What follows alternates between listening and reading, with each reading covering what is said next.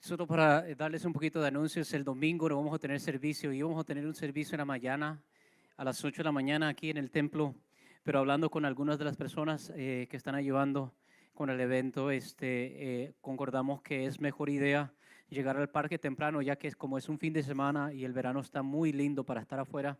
Si llegamos allá a las 10, como costumbre, vamos a encontrar el parque saturado, lleno, lleno. Entonces, lo que vamos a hacer es que vamos a tener el servicio allá. Entonces, en lugar de llegar aquí a las 8 de la mañana, lo que queremos es que ustedes lleguen a las 8 de la mañana allá al parque. Y más bien que eso sea más motivación para llegar más temprano al parque. Parece ser, yo sé que entre semana es así. Por ejemplo, entre semana normalmente yo voy al parque a irse a correr un poco. Si usted llega antes de las 8, usted entra gratis, porque acuérdese que la entrada para parquear el carro son $5, si no me equivoco. $8 el fin de semana, perdón. Entonces, si se quiere ahorrar esos $8, vengan antes de las 8. Ustedes entran antes de las 8 al parque y así no tienen que pagar. Entonces, nos vemos allá. Al usted llegar allá, llámeme a mí, llame a Galo, llame a uno para que sepa dónde es que estamos localizados, ¿verdad? Vamos a ir a buscar un lugar estratégico. Todavía no tenemos todavía no sabemos, porque como le digo, todo depende que se llene primero. No vamos a estar al lado de la piscina, eso sí no.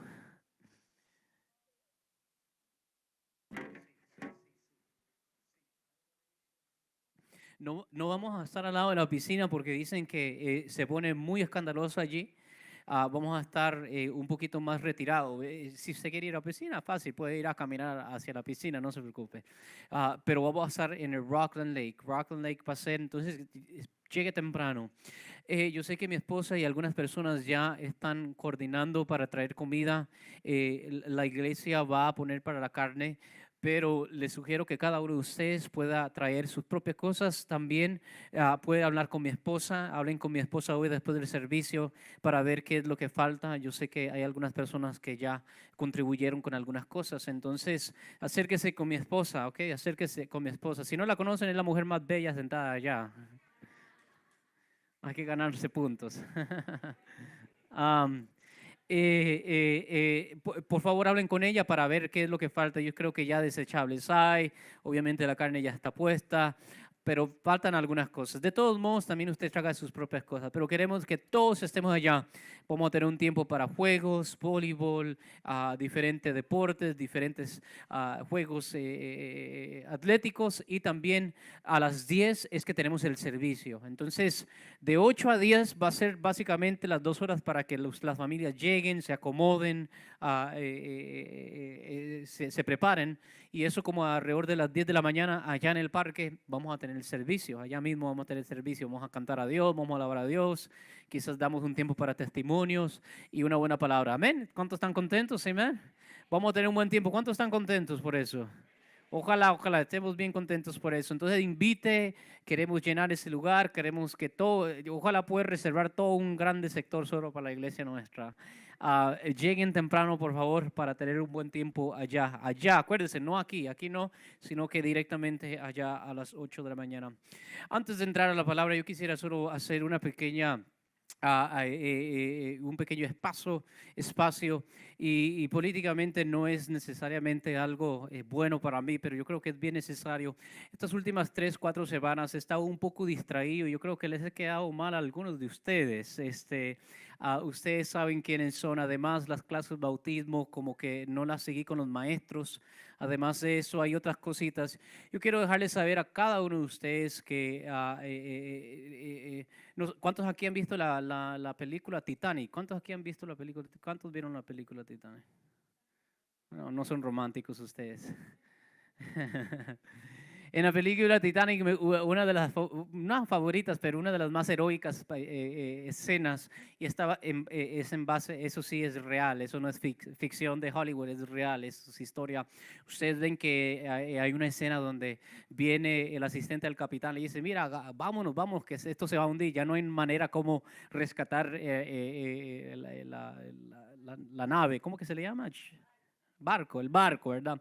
Y es raro porque New York Times, precisamente el periódico de la ciudad, antes de que comenzara su embarcación, llamó al Titanic el barco que no se puede hundir, que ni aun Dios lo puede hundir, así el periódico.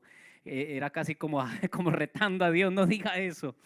Pero una bella escena ahí es que cuando ya se dan cuenta que no hay manera de cómo rescatar el barco, vienen unos asistentes y le dicen al capitán, capitán, vámonos, vámonos, vámonos, ahí está los barquitos de rescate, usted tiene su lugar. Y dice, no, no, yo me hundo con el barco. Un buen ejemplo de lo que es un líder. ¿Cuántos alaban al Señor? Obviamente no era culpa de él, yo creo que quizás ahí para más a culpar sería la noche, porque nadie pudo ver ese gran ni aún el que estaba arriba lo podía ver, ni aún el que estaba arriba, estaba tan oscura y el problema de los icebergs es que menos del 10% está al descubierto, es decir, la mayor cantidad del hielo de un iceberg está debajo del agua, entonces uno a veces no puede ver esas cosas y bueno, al final, pero lo importante es eso, que el líder siempre da su frente por el bien de su iglesia, de su rebaño, de su familia. A ver, ¿cuántos padres de familia hay aquí? A ver, ¿verdad? Dígale, no seas como Adán. ¿Qué es lo que hizo Adán? En vez de dar la cara, en vez de decir, mira, ay, ay, ay, yo fui el que comí la manzana, ¿qué es lo que hace? Ella, ¿verdad? Y un pastor no puede hacer eso. Entonces, últimamente, estos 4 o 5 semanas, ahí hay muchas cosas que se han descuidado. Pero discúlpenme, perdónenme, pero nada nos va a detener. ¿Cuánto dicen el Señor? Nada nos va a detener. Nada nos detiene porque es la mano de Dios poderosa la que nos ayuda, la que nos anima. Mientras tanto, 2 cositas. Ore por mí y a la misma vez, cuando vea algo que no le parece, venga y hable conmigo. Es decir, no hagamos la rotura peor. Es decir, digamos, quizás a una mala acción o una acción indisciplinada, no le agreguemos el chisme, la calumnia, sino que sencillamente cuando vemos ese mal, hay algunos hermanos aquí que yo amo tanto, personas como Francisco, personas como Armando, otras personas, algunas damas también que se han acercado y con todo el amor de Dios me han dicho, mira esto y esto como que estuvo mal y yo siempre con los oídos atentos, porque eso es lo importante. ¿Cuántos alaban al Señor por eso? ¿Amén? Pero adelante, dile que esté a tu lado, adelante juntos, vamos adelante juntos. Y no nos va a pasar como el Titanic. ¿Cuántos dicen amén al Señor? No, no, no. No, no, no. ¿Por qué? Porque en nuestra barca, ¿quién está? ¿Cuántos alaban al Señor por eso? Y eso es lo más importante. Entonces, este domingo nos vemos a las 8 de la mañana allá. Entremos a la palabra de Dios. Vaya conmigo rápidamente a 1 Corintios capítulo 15, versículo 26 y voy a compartir una palabra un poco personal. Y casi me ponía a llorar cuando estábamos cantando esta última alabanza, te bendeciré, mientras Alfonso estaba cantando esa palabra, porque esa palabra cogió nuevo sentido después de algo que sucedió que marcó mucho mi vida en el año 2012. Vaya conmigo a 1 Corintios capítulo 15, versículo 26. Cuando lo tengan, déjenmelo saber con un hermoso amén. Amén. Se puede poner de pie si gusta. Gracias. Ahí está, Alfonso lo tiene allá arriba.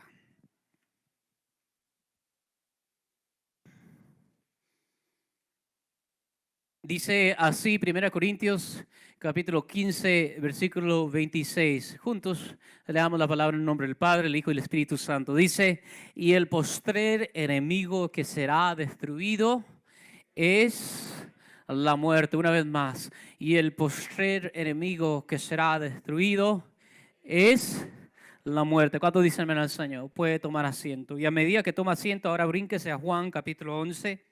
Y brínquese al versículo 17. Ahí en sus Biblias a Juan capítulo 11, versículo 17. Juan, el Evangelio de Juan, capítulo 11, versículo 17. Cuando lo tengan, déjenmelo saber con un amén. Dice así, estoy leyendo la versión latinoamericana de hoy. Dice, 4 días que Lázaro estaba en él. ¿Cuántos aquí han tenido no la oportunidad buena, sino el infortunio de ver un cuerpo ya de varios días? No es nada agradable y no solo el cuerpo en sí no es nada agradable, sino también el olor no es nada agradable. Tenía más de 4 días y yo creo que Jesús lo hizo al propósito porque la tradición en ese entonces de los judíos es de que si el individuo, el difunto, no resucitaba después de 3 días, significa que ciertamente ya estaba muerto permanentemente. Esa era el pensamiento antiguo de los judíos. Y Jesús espera llegar al cuarto día. Nótese que a Jesús le dejaron saber que Lázaro estaba no muerto, sino que estaba enfermo. Es decir, que a Jesús le dieron el mensaje cuando todavía había vida. Lázaro todavía estaba vivo y parece ser que era grave, pero no se sabía que era de muerte. Parece ser como que era sencillamente otra enfermedad. Le mandan a decir a Jesús que ni siquiera está a 40 kilómetros de Betania, es en la ciudad que reside Lázaro y sus dos hermanos, María y Marta. Le mandan el recado, ese viaje se hace en menos de un día. Le dicen, ven, sana. Jesús ya había hecho cosas increíbles, ¿sí o no? Ya había abierto los ojos, ya había incluso resucitado todavía no lo sí, ya había hecho una resurrección, ya había hecho una resurrección. Y lo mandan a llamar. Jesús no llega por por muchos diferentes motivos, pero yo creo que nos quiere enseñar una lección. Llega precisamente en el día cuarto y mire cómo están las hermanas. Sigue diciendo, versículo 18, Betania estaba cerca de Jerusalén, como a 3 kilómetros, y muchos de los judíos habían venido a la casa de Marta y María. Entonces parece ser como que Lázaro y Marta eran personas muy conocidas, muy prominentes. Entonces la gente de la capital, los judíos, llegaron hacia donde ellas estaban para consolarlas. Estas son las hermanas, para consolarles para la muerte de su hermano. Versículo 20. Entonces Marta, cuando oyó que Jesús venía, lo fue a recibir, pero María se quedó sentada en casa. María, ¿qué hizo? ¿Se quedó qué? Sentada en casa. María se queda sentada en casa. Algunos expertos de la Biblia dicen que ella se queda en casa porque ella está tan desconsolada, está tan triste, que no sabe qué es lo que pasa. Personalmente yo creo que ella se queda en casa porque está resentida. Eso es lo que yo pienso. Acuérdese que esta era María la que cuando Marta estaba haciendo los afanes de la casa, ¿quién era el que estaba sentada atenta a las palabras de Jesús? María, la menor, ella menor, ¿verdad? Y Marta trata de regañarla y le pide a Jesús ayuda. Y acordemos cómo Jesús la alaba, ¿verdad?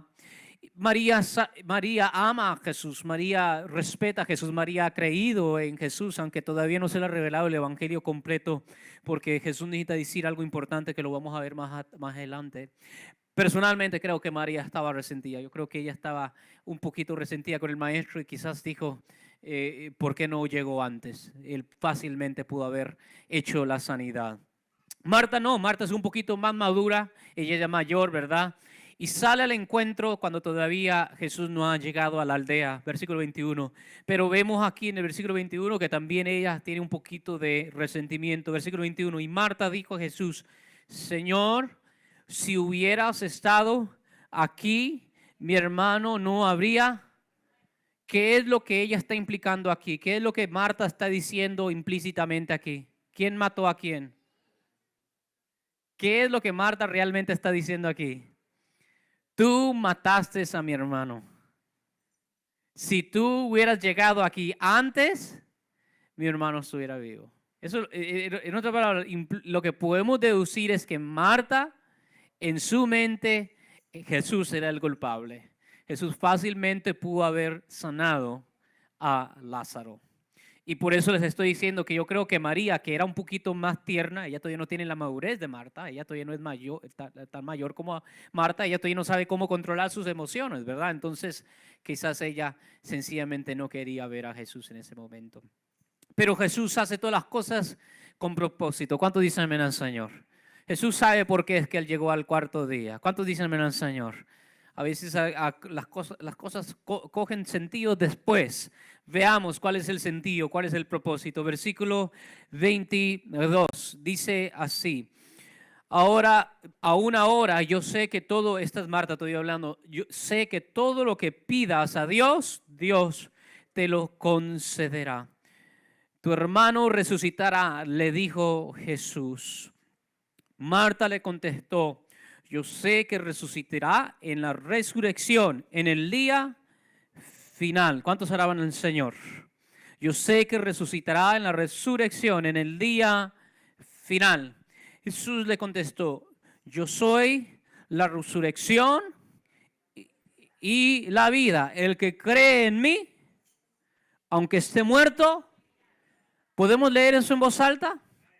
Le dijo Jesús, 1, 2 y 3, yo soy la resurrección y la vida. El que cree en mí, aunque esté muerto, vivirá. ¿Cuántos alaban al Señor?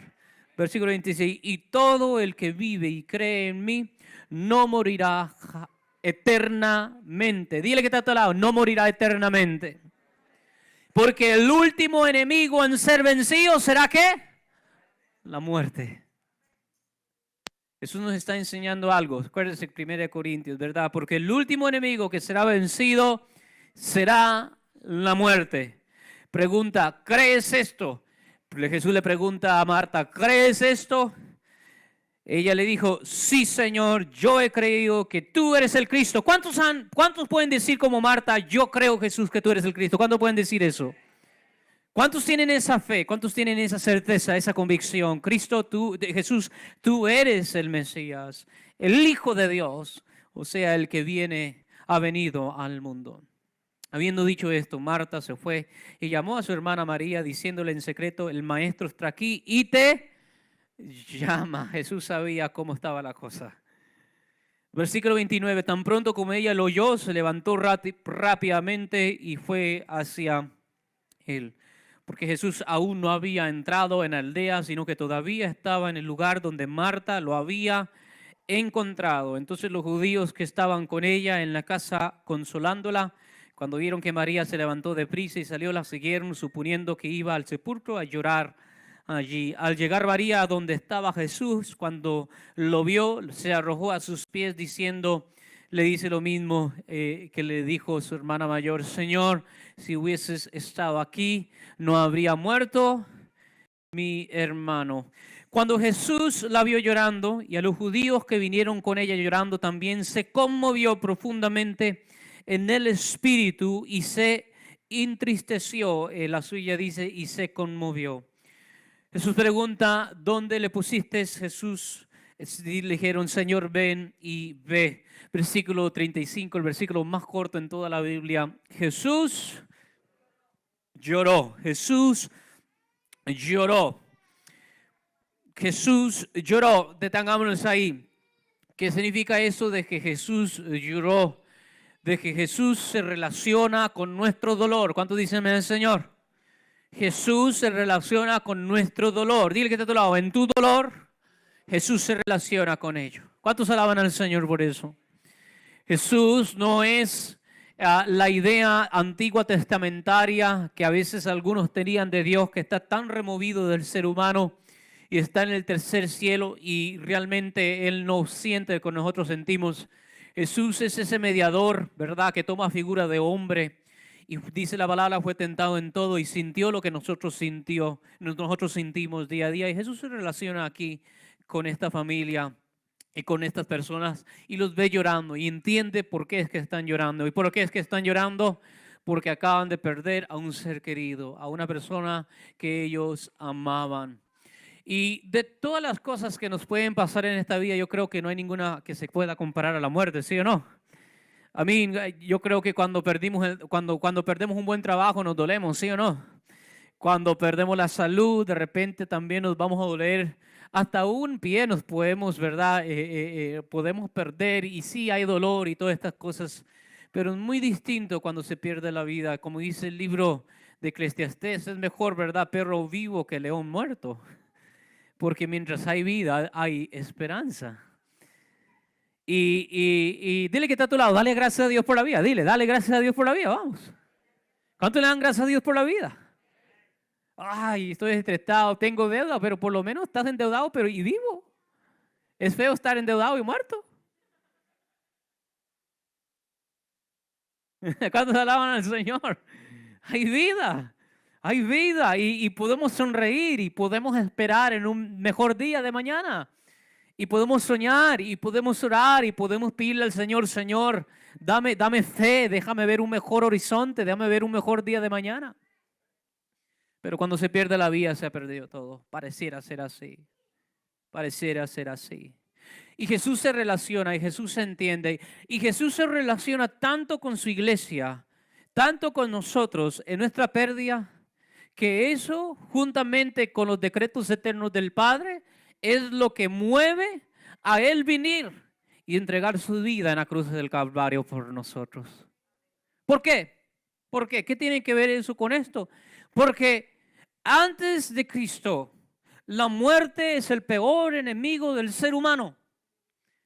Fuera de Cristo, el enemigo primordial del ser humano no es la pobreza, no es el hambre, no es ni siquiera la desigualdad, la injusticia. El enemigo del ser humano es la muerte. Porque fuera de Cristo, lo único que nos espera después de la muerte es una condena eterna. Es nuestro peor adversario. Si tú no eres cristiano, tienes que luchar por hasta el último aliento de tu vida porque tú no quieres pasar ese lugar. Tú no quieres cruzar ese valle de sombra de muerte, porque sabemos, a los que creemos, qué es lo que nos espera.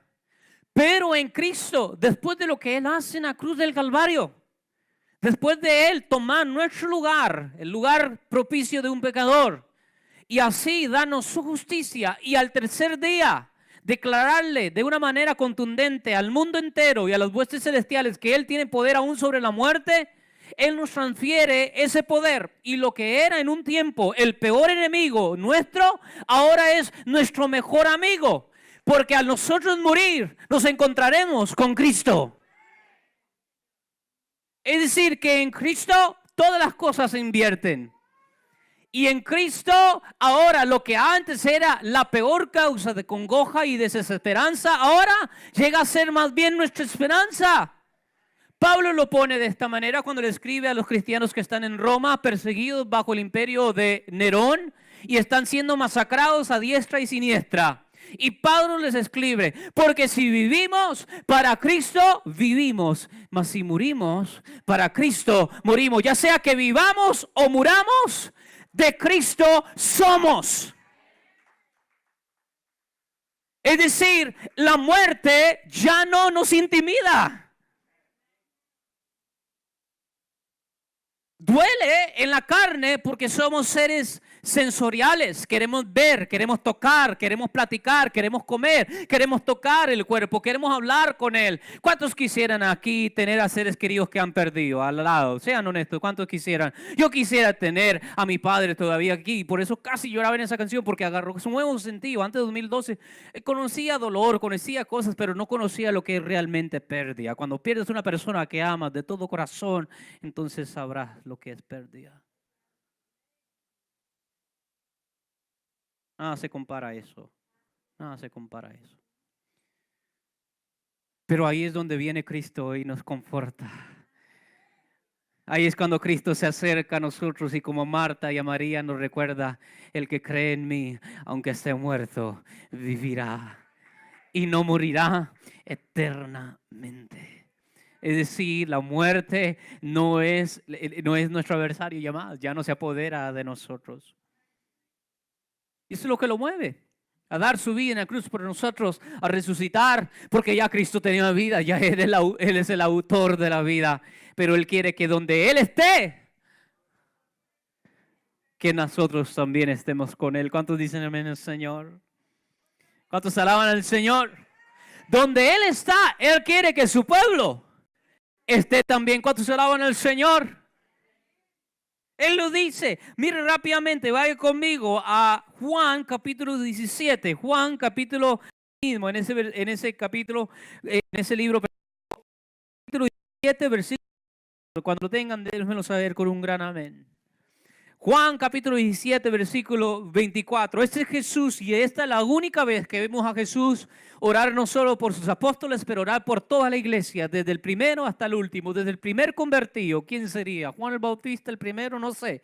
Desde el primero hasta el último de él. Miren cómo Jesús ora. Dice, versículo 24, Padre. ¿A quién le está orando Jesús? Al Padre, a Dios, quien lo envió. Padre, aquellos que me has dado, los que son de Él, no todo el mundo, sino los que son de Jesús. Aquellos que me han dado, quiero que donde yo estoy, también ellos estén conmigo. ¿Cuánto dicen al Señor? Para que vean mi gloria que me has dado, porque me has amado desde antes de la fundación del mundo. Dile que está a tu lado, Cristo te desea.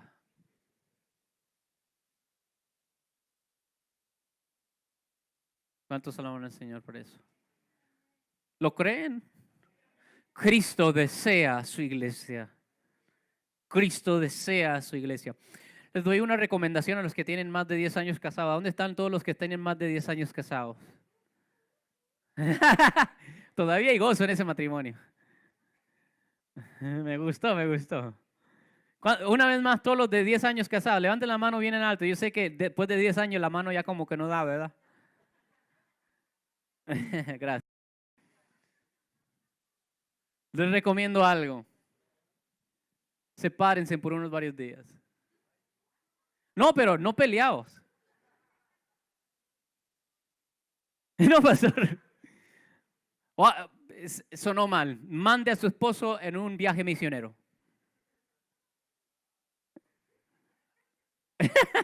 O la mujer, no sé. Pero sepárense por una semana. Y se los digo, me pasó a mí cuando estaba haciendo una investigación sobre el cerebro en Binghamton University hace tiempo, en 2008, estaba haciendo una investigación sobre varias cosas en el cerebro. Allá es una ciudad cerca de Albany, como a 2 y 3 horas. Después de predicar el domingo, yo en ese domingo en la tarde me iba y no volví hasta el viernes. ¿Ah? Porque era una investigación intensiva de 5 semanas y era de lunes a viernes, ¿verdad? Entonces tenía que estar allá arriba, ¿verdad? Cuando yo me iba, todos contentos, un poquito triste, pero todos. Cuando yo venía el viernes, hermano, yo me sentía el hombre más amado. Mi esposa me ama siempre. Pero después de 5 días no ver a este hombre.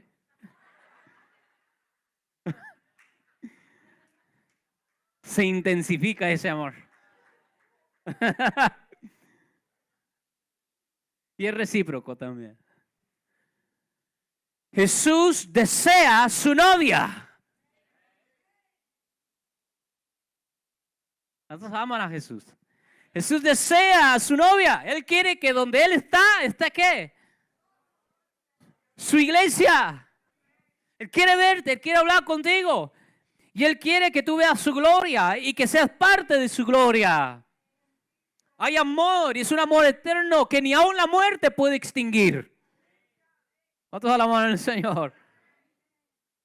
Él desea que donde Él está, nosotros estemos. Y sabemos a dónde está Jesús. ¿A dónde que está Jesús? A la diestra del Padre. En el cielo, gobernando.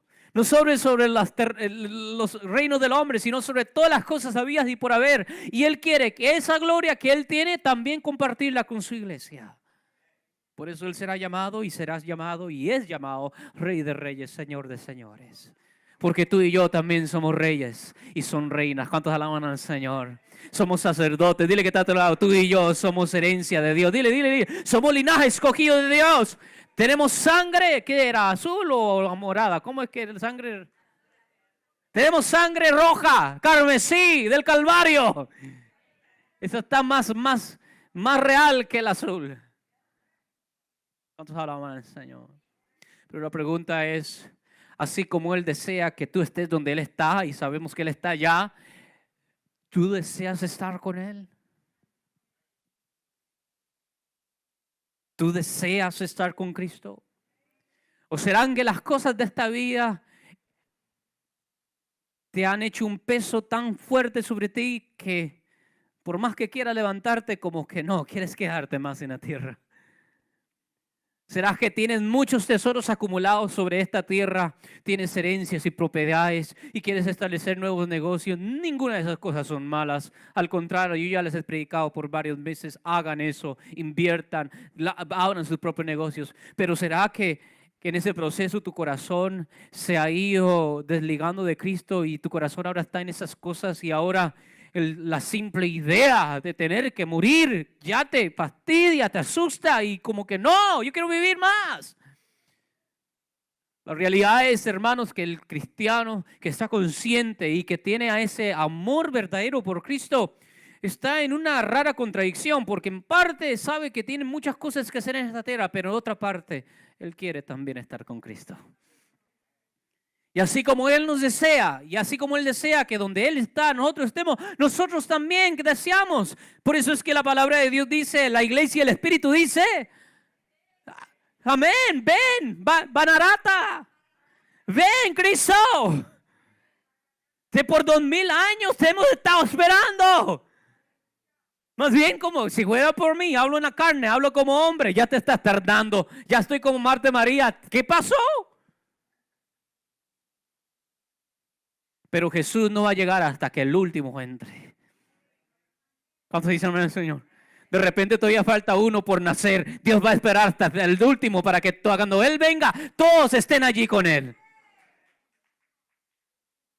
Y hasta que no se termine ese último número, hasta que no se complete ese número que solo el Padre sabe ese número y sabe la identidad de cada uno de esos, entonces Él vendrá. Pero mientras tanto, así como tú nos deseas, Cristo, nosotros también te deseamos.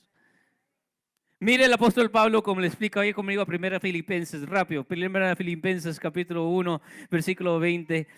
1 Filipenses capítulo 1, versículo 20. 1 Filipenses capítulo 1, versículo 20. Perdón, no hay 1 de Filipenses. Filipenses 1, 20. Gracias, José. Filipenses 1, 20. Filipenses 1, 20. Cuando lo tengan, déjenmelo saber con un amén.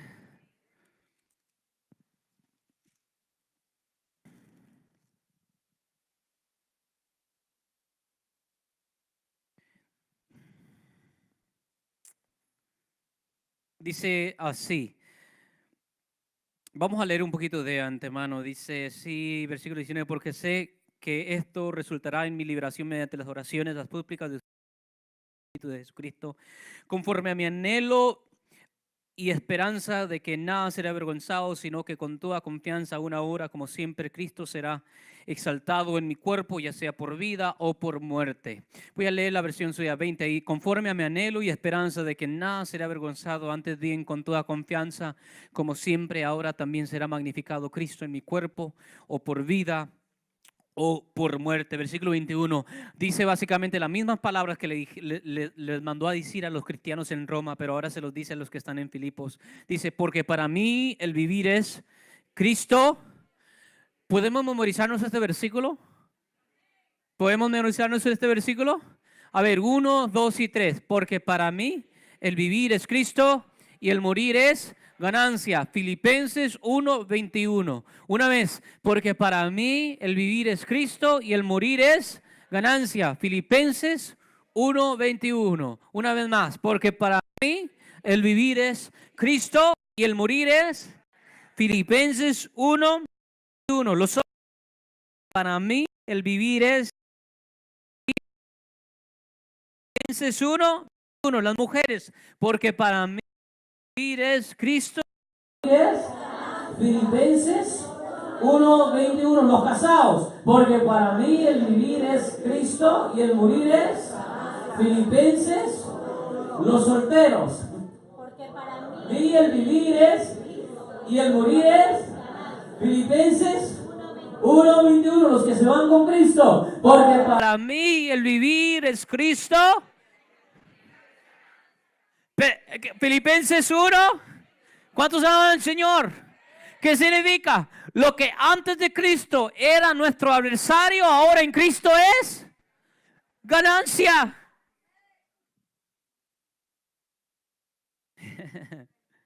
Lo que antes fuera de Cristo era nuestro peor miedo, nuestra peor fobia, nuestro peor temor. Que de pequeños es el instinto de sobrevivir. Tenemos un mecanismo biológico, psicológico ahí enraizado en nuestros genes, que es un deseo de sobrevivir cualquier circunstancia, por más fuerte que sea. Pero ahora en Cristo ya no tenemos que vivir en esa lucha constante, sino que ahora podemos descansar en la soberanía de Dios. Podemos descansar en los decretos de Dios. Podemos descansar en esas palabras como las que dice Pablo, apóstol, todas las cosas para aquellos que aman a Dios. Todas las cosas les resultan ¿para qué? Para bien. Esto es decir, aquellos que son llamados de acuerdo a su propósito, es decir, estamos en paz. Porque ahora lo que antes, lo que más queríamos evitar, ahora más bien es nuestro ticket de viaje. Es nuestro avión. Pero hay que creerlo. Si no lo creemos, si no se ha internalizado, ni siquiera es algo de mérito y esfuerzo. Si el Espíritu Santo no te ha revelado el poder de la resurrección en Cristo, no lo puedes vivir, no lo puedes gozar. Eso es algo que el Espíritu tiene que llenarte ahí en tu interior, en tu ser más interior y darte ese conocimiento y saber, espérate, la muerte no es el fin. Y por eso es que Pablo puede decir en los siguientes versículos, pero si el vivir en la carne, dice, voy a leer el suyo, por el versículo 22, a ver, versículo 22, por eso el que puede decir esto, mire. Mas si el vivir en la carne resulta para mí en beneficio de la obra, ¿a cuál obra se está refiriendo Pablo ahí? A la iglesia, al servicio de la iglesia. No sé entonces qué escoger. Versículo 23, porque de ambas cosas estoy puesto en estrecho. Esa palabra es como la expresión que tenemos, estamos entre la espada y la pared. Estoy en un lugar, una encrucijada donde tengo que escoger por una, ¿verdad? Es decir, es difícil. Dice, teniendo deseo de partir, estar con. Es decir, parte de Pablo quiere ya, ¿qué? Ir, bye. Parte de Pablo dice, bye, goodbye. Yo quiero ir con mi Señor.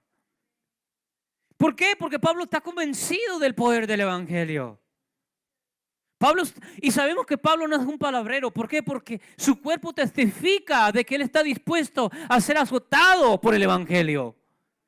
Pablo no es como mi persona que más bien tiene un montón de los beneficios del mundo moderno. No. Pablo anda como sin casa, como perro sin casa, de tienda a tienda. Y entra a Éfeso y lo apedrean. Entra a Filipos, lo azotan. Va a Roma, lo imprisiona y todo. ¿Por qué? Porque con educación predica el Evangelio. Pero ¿por qué hace eso Pablo? Porque él sabe que mientras él está aquí, él quiere invitar a todos los demás. Pero si fuera por Pablo, él ya ¿qué? Se hubiera ido. Y dice, pero parte de ese, lo cual es muchísimo mejor, versículo 24, pero quedar en la carne es más necesario por causa de vosotros. ¿Cuántos alaban al Señor? Y ese es el dilema del que ama a Cristo. En parte quiere irse ya con el Señor, pero en parte también sabemos que Dios tiene propósitos y asignaciones y llamamientos particulares en nuestras vidas mientras estamos en esta tierra. ¿Cuántos alaban al Señor? Y mientras no se cumpla su voluntad en nuestras vidas, no podemos partir. Dile que está a tu lado, mientras no se cumplan los propósitos de Dios en tu vida, no puedes partir. ¿Cuántos alaban al Señor? Mientras no acaba tu labor en esta tierra, mientras no cumple con lo que Dios te manda a hacer en esta tierra, no partimos. Y nótese que ahí Pablo no se está refiriendo a construir casas, no se está refiriendo ahí a hacerse rico, él no se está refiriendo ahí que es una carrera académica, que él se detiene, sino que sencillamente su único deseo es poder continuar en la obra. ¿Cuál obra? De poder llevar el Evangelio al mayor posible número de personas. Para que él haciendo eso, obviamente Pablo sabe muy bien que el Evangelio llega a 1000 oídos, pero no todos los 1000 oídos responden con fe. Porque obviamente uno es el que tira, ¿verdad?, el anzuelo, pero Dios es el que atrae al pescado. ¿Cuántos dicen el Señor? Dios es el que trae a sus ovejas, ¿verdad? Pero Él está esparciendo la semilla. Él sencillamente está Está sonando la trompeta, sonando la voz, porque el deseo de Él, que es el deseo de toda persona que tiene el Espíritu Santo, es que todos los que son de Cristo entren y lleguen y conozcan a Cristo y puedan por fin decir como Pablo dice, para nosotros nuestra vida ya no es el dinero, ya no es ni siquiera los afanes y los placeres de la vida. Y cuando decimos esto, no lo malinterprete de una manera religiosa, porque me verás un día riendo quizás en un placer no necesariamente malo. Lo que estoy diciendo es que todas esas cosas se evaporan al valor que tiene Cristo. Todas esas cosas pierden su peso. Su valor cuando vemos a Cristo, cuando dicen al Señor. Significa que todas esas demás cosas son ¿qué? Añadiduras. Pero ya no es el tesoro de nuestro corazón. Nuestro tesoro ahora es ¿quién? Jesús. Y queremos estar con Él, y queremos verlo a Él. ¿Cuántos aquí desean verlo en cara a cara? ¿Cuántos realmente quisieran verlo? Qué increíble, ¿sí o no? Si Jesús entrase por esa puerta, ¿verdad? Qué increíble. ¿Cuántos aquí se gozarían? ¿O se alarmarían? Se asustarían. Que no le vaya a pasar como un amigo mío. Cada vez que invitaban a un profeta a la iglesia, siempre no venía a la iglesia. No venía a la iglesia. ¿Por qué? Es que después me va a llamar y va a divulgar mis pecados. Dile que está a tu lado, Cristo te conoce. Y aún así te ama. Y no solo te ama, te desea y quiere que donde Él está, también tú estés allí. ¿Cuántos dicen eso? Termino con esto. Esto es una riqueza y esto es una promesa solo y exclusivamente para los que están en Cristo. Hay cosas que como iglesia podemos compartir con el mundo y que no necesitan ellos ser cristianos para poder compartirlas.